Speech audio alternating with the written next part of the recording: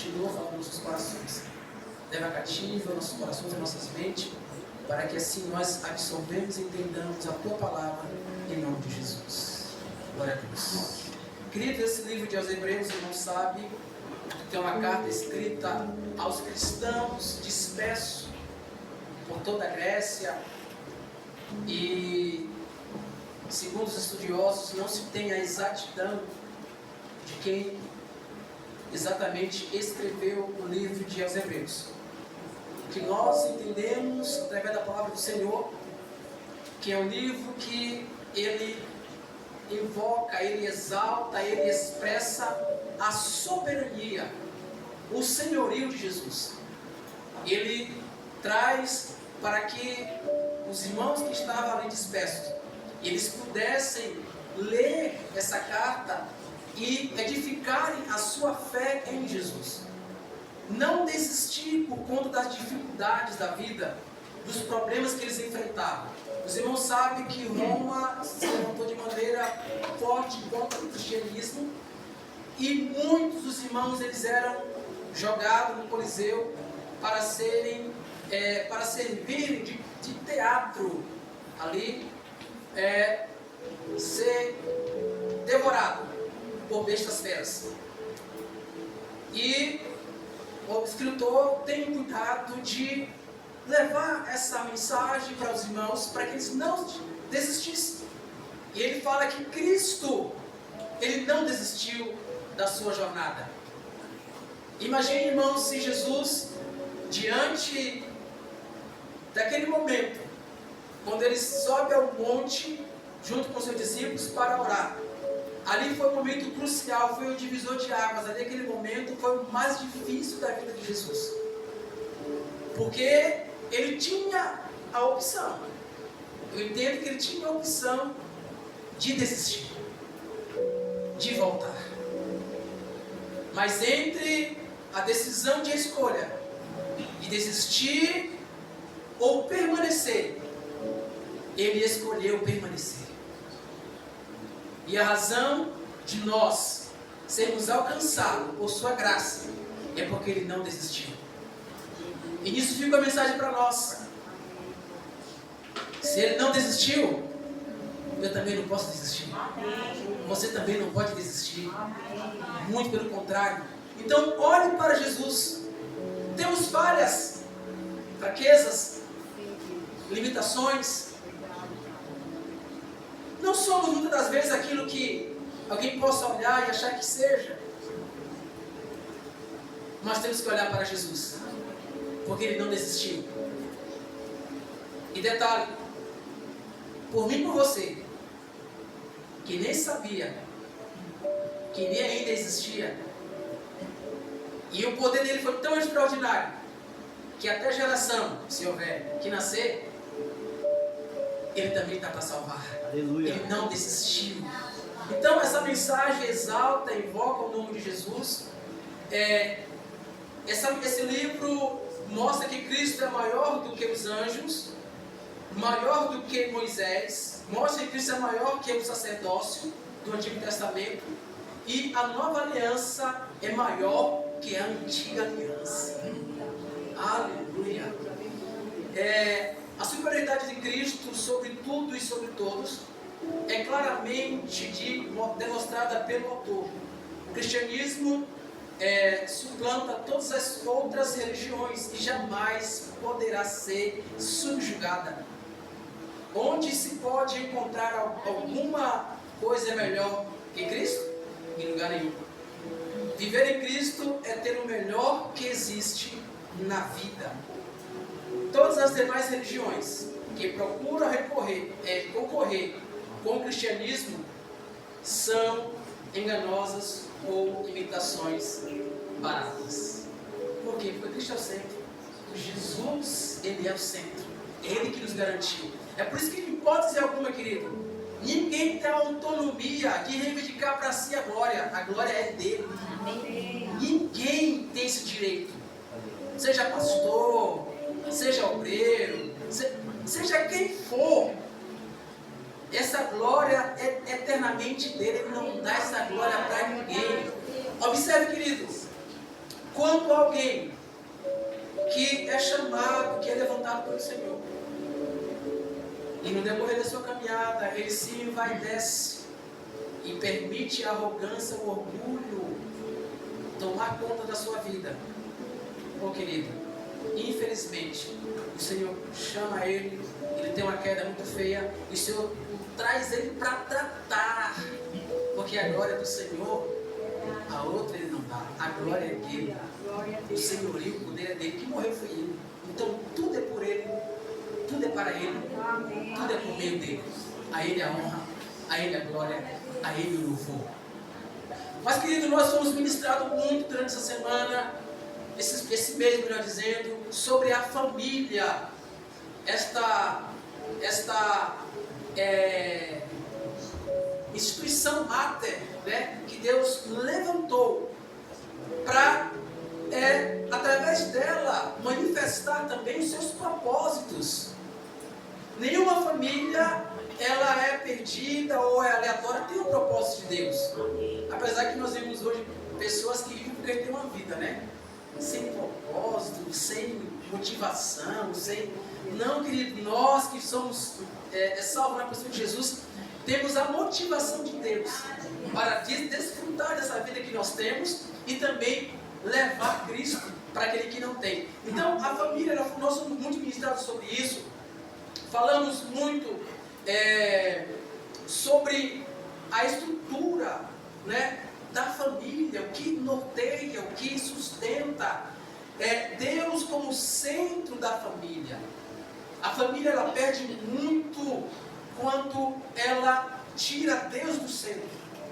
E aí, infelizmente, as coisas que se espera acontecer não acontecem, porque Deus ele é o centro. Ele como o Senhor dessa instituição, porque foi Ele que criou, Ele tem na sua palavra os ensinamentos necessários. Ele que pode, Ele que tem autonomia de coordenar, de orientar como funciona uma família.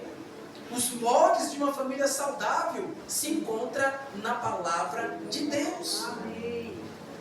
Mas, infelizmente, o inimigo, na sua malignidade, luta sempre para querer destruir a família de Deus. Que Deus constituiu, que Deus fez, que Deus realizou. Que Deus levantou através do início, né, do casamento, e ali constitui uma família. Queridos, a correção que nós temos aqui, ela tem como propósito de nos tirar do estado de letargia. Toda a correção, a exortação, a admoestação, ela tem essa finalidade, esse propósito de tirar-nos do estado de letargia. O que é isso? É estado de inconsciência que se assemelha ao sono profundo. No sentido figurado, é a ausência de ânimo, excesso de preguiça, de desânimo. Isso significa letargia, desânimo, falta de aptidão, indisposição. E a correção de Deus ele sempre usa desse meio, dessa ferramenta, para nos chamar a atenção a estarmos dispostos, a estarmos animados.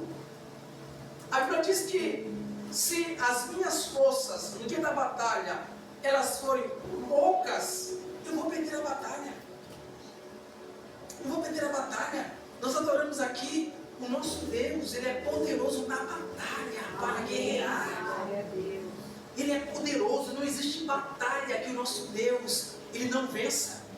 Não existe nenhuma que Ele venha a perder. Não, Ele é Deus poderoso na batalha. Mas eu preciso também de, como soldado do Senhor, estarmos juntos, estar junto com o Senhor, crendo no Senhor, crendo no seu poder. Então, temos que sair do comodismo, com o vazio, ou nos conformar com o pecado, como foi cantado aqui. Oh Senhor, que haja, Senhor, essa renovação, reacende a chama Eu estava ali adorando o Senhor, falando, Senhor, quantos tiçãos apagados. Meu Deus. Quantos vasos vazios. Quantos que não sentem mais a presença do Senhor. Parece que a gente vem para o culto só para bater cartão. Misericórdia. Não. Já sai como foi ministrado aqui. Já controlo desde casa. Coloca a sua melhor roupa, o seu melhor perfume, sabe? E vem com o coração transbordando de satisfação, de alegria. Eu vou para a casa do Pai. Eu vou adorar ao meu Senhor. Glória a Deus, aleluia. E quando você vem nesse propósito, querido, o banquete já está preparado, a presença do Eterno já está aqui, e Ele começa no seu renovo com a sua graça, porque você já vê essa perspectiva.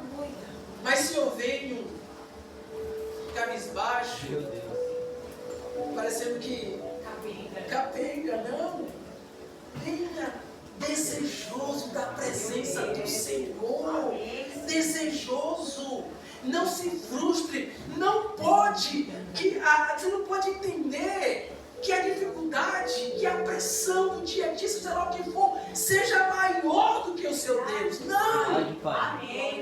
Porque é isso que o inimigo quer que eu entenda. É aí que a minha fé desfalece. Quando eu ouvi dessas vozes, eu tenho que ouvir a voz do Senhor. A última palavra é do Senhor.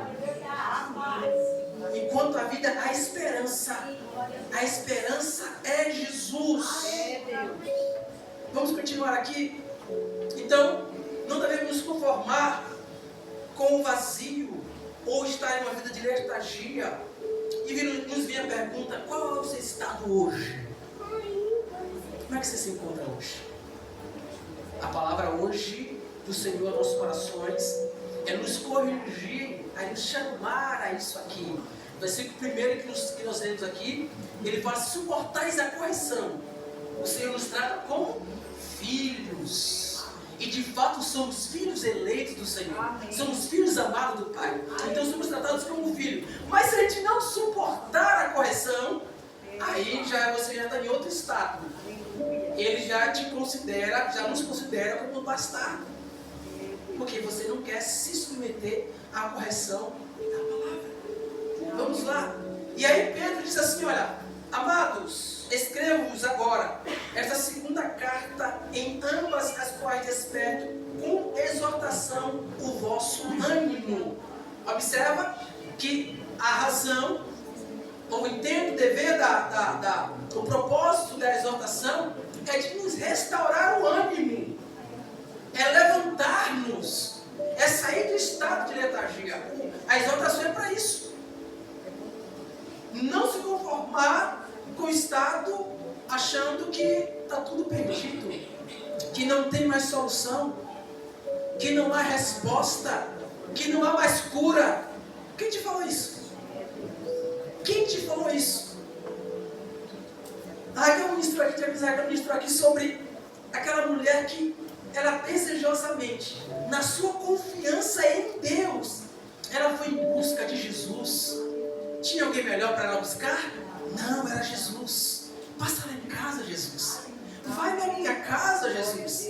Senhor, entra lá, Senhor, mexe com a estrutura. Move, tira aquilo que talvez não está somando, mas dividindo. Arranca, Senhor. Faz de novo.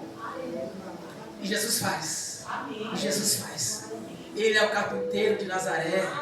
Ele faz novos móveis. Ele estrutura, ele pega aquela madeira que parece que não serviu para nada, ele muda, ele transforma, porque Ele é Senhor. Ele é poderoso para isso, querido. Basta você crer. Creia no Senhor, creia na sua palavra. Então, o propósito da correção é de e a exaltação é de nos levantar o ânimo novamente, o ânimo sincero. O Senhor sempre faz uso dessa ferramenta para despertar seus filhos à obediência e à santidade.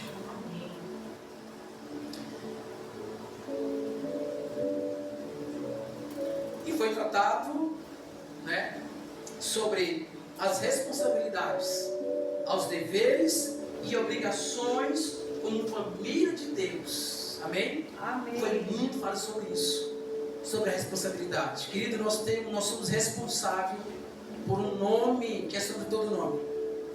Aonde nós vamos, as pessoas têm que olhar para mim e para você e nos identificar verdadeiramente como filhos do Eterno Pai, como filhos de Deus, como cristãos de fato declarados em nome de Jesus.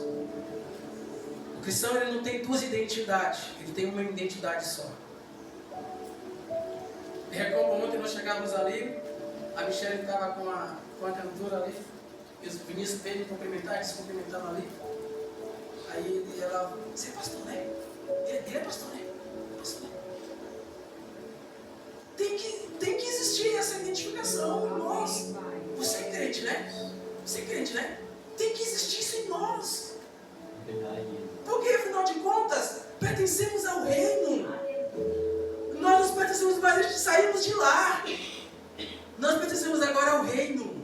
Amém. Alguém tem que olhar em você, olhar em mim, você, e entender, e perceber, ver a luz de Cristo em você, a luz de Cristo em nós. Aleluia.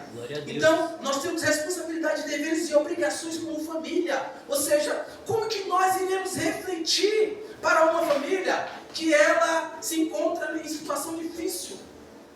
Porque o inimigo, ele luta para esse propósito, para destruir as famílias. E nós, queridos, somos levantados para estender as mãos para as famílias necessitadas, levar uma palavra de vida, levar Jesus.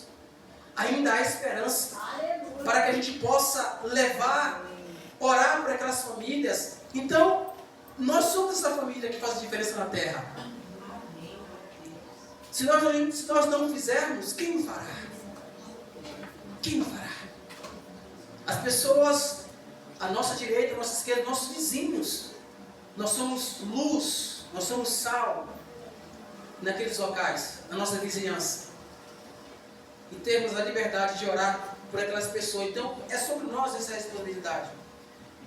Então, falamos também da base principal, que é o nosso Deus. Ele é o centro, sem Ele no centro, tudo se tornava inútil. Salmo 127. A família alicerçada em Cristo, em Deus. Aí lá nos Salmos, ele fala que é inútil todo o trabalho braçal que nós fizermos se Deus não estiver no centro.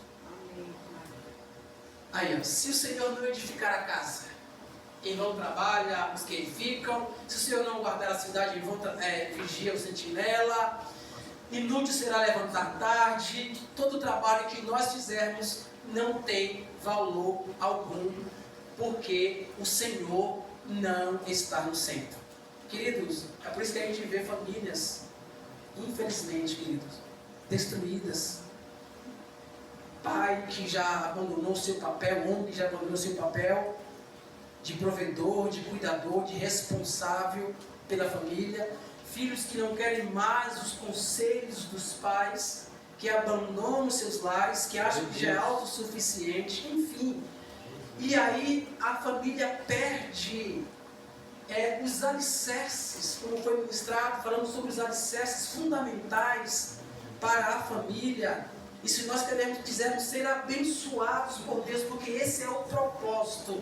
Se quisermos ser abençoados por Deus, temos que estar submisso à sua palavra, que nos orienta a tudo isso. Amém. A nossa autossuficiência é incapaz. É necessário que tenhamos conhecimento. O intelecto é muito importante, mas ele nunca deve estar à frente. A razão nossa nunca deve estar. Muito tem que trabalhar a fé com a razão. E a fé que nos orienta. É a fé que nos mostra Cristo. É a fé que nos faz acreditar no impossível em Deus. Então, a base, falamos sobre os alicerces de fundamentos da condição, ou seja, nos exorta a observarmos os princípios fundamentais para sermos abençoados, claro, se assim nós quisermos. Porque a palavra do Senhor, seu mandamento, são inegociáveis e inquestionáveis. E quem queira questionar ou querer negociar com que a palavra seja adequada às minhas paixões ou às minhas vontades, o Evangelho não funciona assim. Se quero eu ser abençoado, eu tenho que estar submisso, baixar a minha cerviz, o que o Senhor nos orienta através da sua palavra. Essa é a realidade. Então, os alicerces se encontram aqui. Tudo que nós precisamos para termos uma família saudável, que é o tema da mensagem. O tema é a correção amorosa de Deus. Mas, para nós termos uma família saudável, temos que estar submisso à palavra do Senhor. É uma responsabilidade muito grande dada aos homens, ao pai e à mãe, que são os progenitores que conduzem a família. E nós temos que nos posicionar nessa condição, porque o inimigo ele quer destruir as famílias. O feitio dele é esse. E nós temos que proteger a nossa família, cumprir com o chamado, esse legado que nos foi confiado da parte de Deus. Amém? Amém. Vamos lá então. Então, se quisermos ser abençoados, temos que estar submissos, porque é inegociável e inquestionável os mandamentos e a palavra do Senhor. Então, o texto nos leva a isso, queridos, a nos chamar. E o início da fala desse versículo que nós lemos fala de disciplina.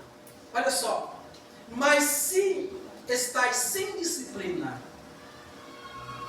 olha só, a disciplina, ela é um dos fatores importantíssimos para nossas vidas. Em todas as áreas da nossa vida tem que haver a disciplina. E se existe um ser humaninho difícil de entender, de aceitar a disciplina, é o brasileiro. Pensa no ser humaninho difícil de aceitar a disciplina. Tudo tem jeitinho. Ele quer levar tudo no jeito. Não funciona, querido. Você vai quebrar a cara.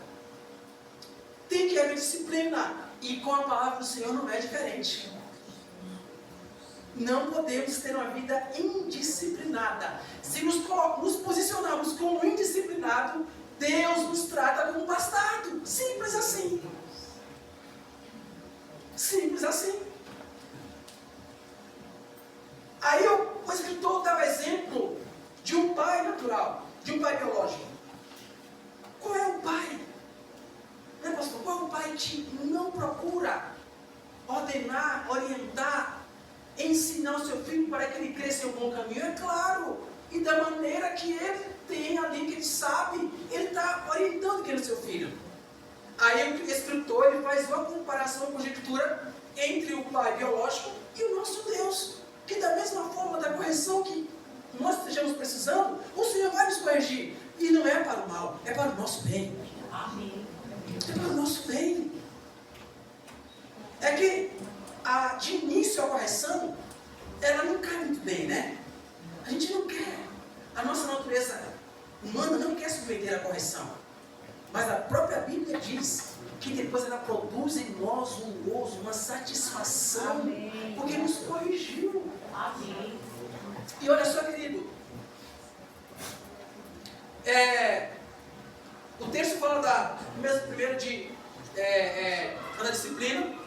Um filho disciplinado tornará um homem também indisciplinado. É assim ou não é? Um filho indisciplinado, ele vai se tornar um homem também indisciplinado. E essa indisciplina dele vai respingar também no seu lar. Aleluia, Deus. É recíproco. Então, um filho, ele não pode, querido, ele tem que ser disciplinado. O texto fala sobre isso, né? Então, em outras palavras, o texto está falando da rejeição, de repúdio, do abandono, da disciplina e da correção. É isso que está falando. Nós não podemos estar nesse enquadrado, nessa posição de rejeitar a disciplina, de rejeitar a correção, de rejeitar o ensinamento do Senhor. Não, nós temos que ser submissos à disciplina dada pela palavra de Deus. Vamos lá. Uma pessoa indisciplinada, ele é um perigo para a sociedade. Não é verdade, irmãos? Uma pessoa indisciplinada é um perigo para a sociedade. E uma vez que ele perdeu o respeito no lar, ele não respeita pai e mãe, os irmãos já têm ideia de quem ele vai respeitar, né? Ninguém. Ele não respeita ninguém. Então é um perigo uma pessoa indisciplinada para a sociedade. Então, no contexto cristão, falar da disciplina se relaciona também à ética cristã. Disciplina, ela está no contexto cristão da ética cristã. A ética, ela tem como base principal viver aquilo que nós aprendemos da palavra. Teologicamente, a ética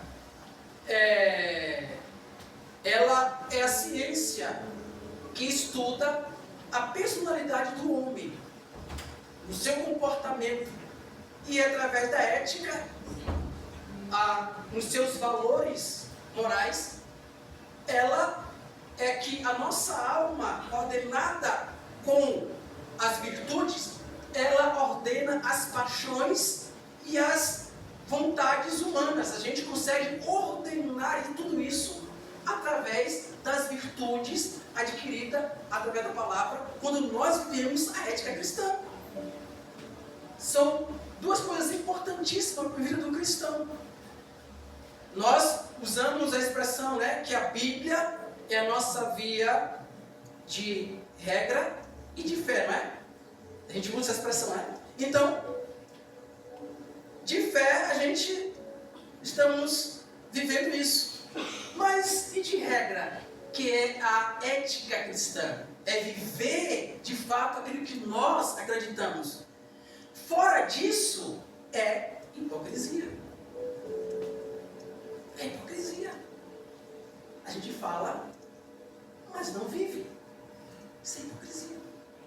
Então, a disciplina, ela faz parte da ética.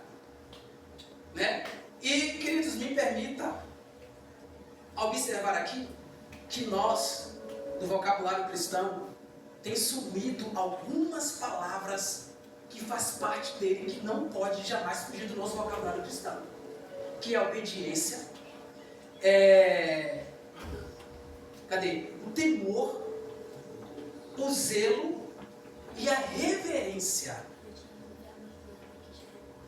Isso não pode fugir do vocabulário cristão. O temor do Senhor, o zelo pela sua palavra, o zelo pelo nosso Deus, a reverência em servir, em adorar. Irmãos, sabe essa palavra, ela sabe? E fiquei a meditar, pastor, em relação à reverência, isso fugiu, tem sumido do vocabulário cristão. A reverência na casa do Senhor, a reverência em seguir o Senhor. Porque essa palavra, como já disse, ela é imutável, ela é inegociável, ela é inquestionável. Sim ou não? Sim, ela é inquestionável. E aí a gente estava meditando e falei, Senhor, às vezes a gente fica observando, a gente vai em uma instituição governamental e nós não vamos de qualquer jeito. A gente vai por exemplo, em um gabinete de advocacia ou em um órgão do Poder Judiciário e a gente não vai de qualquer jeito. Lá não vou entrar de bermuda. Lá não vou entrar de camiseta regata. Não entra.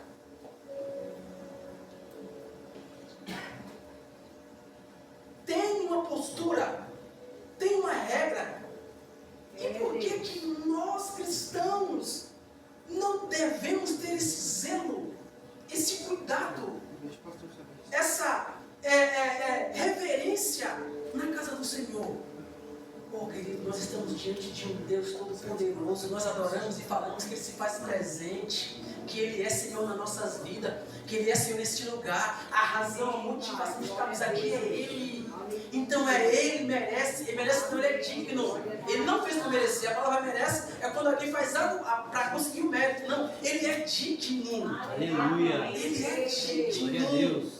Da minha reverência, da minha adoração, com toda a gratidão, com todo o temor nele. Que é outra palavra também que tem fugido do vocabulário cristão, temor. Meu Deus. Temor do Senhor. Temor a Deus. O mundo perdeu o temor. Nós não podemos perder esse temor a Deus. Sabe, querido, o temor do Senhor não é medo declarado. Não. O temor do Senhor é aquilo que Davi, ele expressa nos Salmos. O temor significa, o receio de perder a comunhão com Deus. Temor é isso. É o receio forte de perder a comunhão, o relacionamento com Deus. Isso é temor. Não é medo. Medo faz parte do sentimento nosso, que é um dispositivo que nós temos, que nos identifica, né, no momento de perigo, ou nos desperta para uma reação, para um posicionamento, e ele é bom. Ele tem seu papel. Não podemos viver debaixo de medo. Não, mas, de repente, em determinado momento, para você ter uma noção de como você irá interagir naquele momento. Mas o temor não. O temor é o receio de perder a sua comunhão com Deus. Salmo 51, o verso 11, ele diz: Senhor, não retires de mim o teu Santo Espírito. Ele tinha um temor muito forte de perder o relacionamento. Não nos para a tua presença e não retires de mim o teu Santo Espírito. Meu Deus. É o temor que ele tinha. Então, essas palavras têm fugido do vocabulário cristão. Queridos, depois que sumiu essas palavras, né, do vocabulário, aí foi adicionado as palavras: não julgueis, religiosidade. Essas palavras agora têm tomado lugar no vocabulário cristão, né? E infelizmente, parece que depois que essas palavras estão no vocabulário cristão, nunca mais vai ser cristão de verdade. Depois que a palavra entrou, não julgueis, né? Você é muito religioso. E aí, os cristãos parece que não querem mais ser cristão de verdade. Porque é inegociável. A palavra de correção para nós é que devemos nos submeter. Se quisermos ter uma família saudável, própria e abençoada, temos que estar submissos à palavra do Senhor. Glória a Deus. O Senhor não mudou. Ele é o mesmo. Ele é o mesmo. Então, tudo que prejudica tudo que quer e prejudica, ou aquele que corrige, ensina e castiga o filho para ajudá-lo a aprender o que é certo. Quando Deus nos disciplina e corrige, é um sinal de seu profundo amor por nós. Devemos considerar isso. O Senhor nos corrige porque Ele nos ama de fato. Amém. Glória a Deus. Ele é um Deus, irmãos, que Ele não lança fora nenhum dos seus filhos. Olha que amor indescritível e imensurável. Por mais falhos que nós somos, por mais fracos que sejamos, por mais vezes que nós caímos, o levantar é dele. Ele nunca rejeita. Ele rejeita o pecado que talvez tenha tomado lugar na minha vida, na sua vida. Isso que ele rejeita. Mas a pessoa, a nossa alma, o pecador, ele ama com amor indescritível. Isso ele não rejeita porque ele é o Senhor. Então, uma família sem disciplina perde as estruturas. A falta de disciplina leva à perda das estruturas. Imagine, queridos, um homem, uma mulher e a sua prole, seus filhos indisciplinados. Imagine a situação de uma casa dessa, de uma família dessa. Quando não há a disciplina entre a família. É como um corpo com seus membros, cada um puxando para um lado, vira aquela bagunça e não chega a um consenso nenhum. Entendeu? Então tem que haver. Efésios 5:8, ele diz que nós somos filhos da luz. Põe aqui para nós, Efésios 5:8. Porque no outro tempo eras trevas, mas agora sois luz no Senhor, andai como filhos da luz. Amém. Nós que vivemos a palavra do Senhor, na disciplina da palavra, nós somos luz deste mundo. O Senhor Jesus, ele nos afirma, né? Vós sois sal da terra e luz. Então, nós temos que alumiar, nós temos que dar sabor a esse mundo sem Deus. Então, tudo que nós viemos vivenciar, temos que ter esse cuidado, para que a gente não nos tornemos, né, inápito ou hipócrita na casa ou perante o Senhor, porque nós temos um nome a zelar, que é o nosso Deus. Então, se nós não zelarmos por isso, estaremos dando mau testemunho do nome que nós zelamos, e aí tudo aquilo que nós fazemos jogamos no lixo. Não, nós temos que permanecer zelando pelo nome do Senhor. Que nossa vida seja disciplinada. A verdade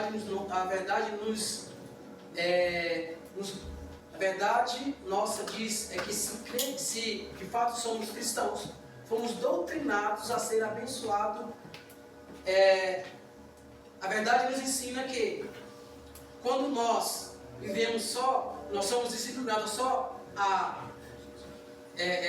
desfrutar, né, da prosperidade, da bênção. Às vezes a gente esquece desses deveres e obrigações nossos aqui. Então, nós temos que ter esse cuidado para não acharmos que a nossa vida é só de prosperidade e de bênção, e que não tenho nenhuma responsabilidade, deveres e obrigações. Temos, como servo do Senhor, como santo deste mundo, nós temos deveres e obrigações, e nós temos um nome a zelar, que é o nome de Cristo.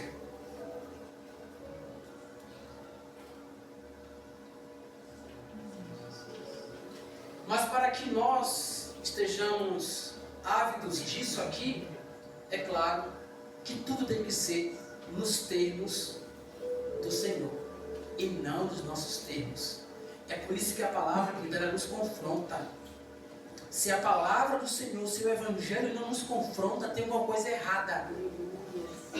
É nos termos do Senhor.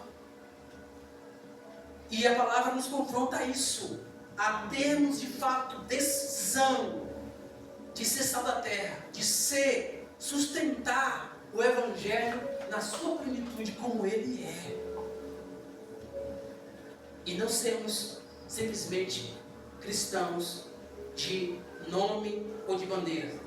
Indo aqui para a aplicação, nós falamos sobre família, né? E trazendo em relação a isso, qual o modelo ou exemplo de família saudável? A gente tem vários exemplos na palavra do Senhor, mas uma delas mais que nós observamos é a família de Jó. Ali está um modelo, um exemplo de uma família saudável, segundo as Escrituras, que podemos tomar como espelho para nós. E o primeiro capítulo, né, quando inicia, já começa falando dos valores daquele homem, das suas virtudes, de um homem que tinha esse cuidado com a família. Começa dizendo sobre a sua sinceridade, a sua retidão e o seu temor a Deus. E aí ele se desviava do mal, e com isso ele buscava conselho e orientação em Deus. Não tem outro lugar, querido. É no altar do Senhor. É lá onde nós temos o conselho e orientação exata que nunca falha do nosso Deus. Glória a Deus. E assim ele conseguia conduzir os seus 10 filhos. Já pensou, irmãos? Já pensou, irmãs? Cuidar de 10 filhos. Eu tenho uma tia com 10 filhos. Olha isso. Hoje em dia, os pais não querem ter nenhum, quanto mais 10. É difícil, porque falta a primazia, falta a presença, falta buscar trazer Deus para dentro da família. Então ele orientava os seus filhos, ele os educava, ele os preparava para a realidade da vida, do mundo. Ele tinha essa autoridade. E ele buscava orientação em Deus. Outro ponto aqui, ó. Por que ele fazia isso? Ele ensinava seus filhos que são a buscar o relacionamento com Deus, que são os seus princípios também que são imutáveis, a fim de ter uma vida de comunhão com o Eterno. Realidade da vida e do mundo. As pessoas hoje vivem em uma bolha de ilusão. E olha só, aí inclusive pergunta, qual é a realidade do mundo hoje? Querida, a realidade do mundo hoje é um mundo sem Deus. É mentira, engano e ilusão. Essa é a realidade do mundo hoje. Então, não vos amoldeis, diz lá, Romanos 12, com este mundo, mas transformai-vos pela renovação do vosso entendimento. Nós buscamos o exemplo na palavra do Senhor. Nós buscamos o molde de vida, de condução familiar, dentro da palavra do Senhor. Não os moldes desse sistema mundano que só quer destruir e arrancar os valores fundamentais que conduz uma família saudável. Se quisermos ter uma família saudável, ela tem que estar fundamentada na palavra do Senhor. Então, o objetivo da mensagem é proteger nossa família com base nos valores e princípios bíblicos e não com base no sistema mundano. Já saímos de lá, amados. Vamos aplicar e viver a palavra do Senhor. A família, ela é bênção de Deus. O inimigo luta para destruir. 1 Timóteo 4 fala que o inimigo ele já começa a querer destruir o casamento, proibir o casamento, que é o início da construção da família. Não é isso? Mas nós, que quisermos ter uma família próspera e abençoada, nós temos que estar submisso à palavra do Senhor. Fiquemos de pé, amados. Fiquemos de pé. Amém. Glória a Deus. Aleluia.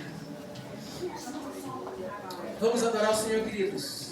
Vamos profetizar, amados, sobre a nossa família. Vamos afirmar a bênção do Senhor, que a nossa família, ela pertence ao Senhor.